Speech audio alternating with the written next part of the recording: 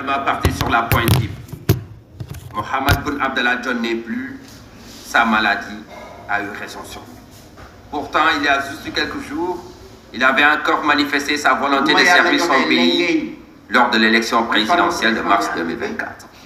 Mais la volonté divine s'est manifestée autrement. Et c'est en pleine campagne que le fils de Gossas était obligé de se retirer, car n'étant plus au meilleur de sa forme, nécessitant ainsi son évacuation vers la France pour des soins.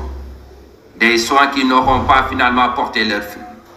Et c'est ce vendredi en plein Ramadan qu'il a rendu là. Remonter le temps nous permet de mieux comprendre la trajectoire de l'ancien Premier ministre du Sénégal.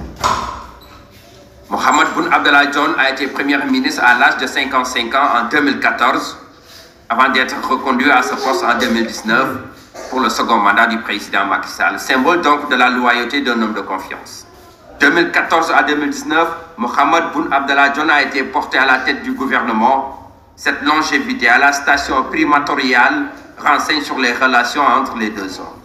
6 juillet 2014, Mohamed Boun Abdallah Dionne est nommé Premier ministre avec un cahier de charges qui s'articule autour du plan Sénégal émergent, notamment à sa première phase.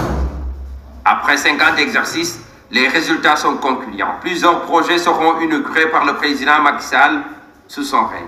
Parmi ceux-ci, on peut citer la construction de la nouvelle ville de Diamniadio avec ses sphères ministérielles.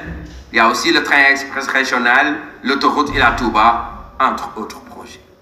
2019, Mohamed Boun Abdallah Dionne répond encore à l'appel de la patrie pour participer à la construction d'un nouveau Sénégal, résolument tourné vers l'émergence. À 64 ans, son rêve de diriger le Sénégal ne se réalisera jamais. Le décret divin tombe ce vendredi 5 avril 2024, laissant derrière lui un pays orphelin d'un Premier ministre qui, de son vivant, aura marqué le Sénégal d'une trajectoire élogieuse.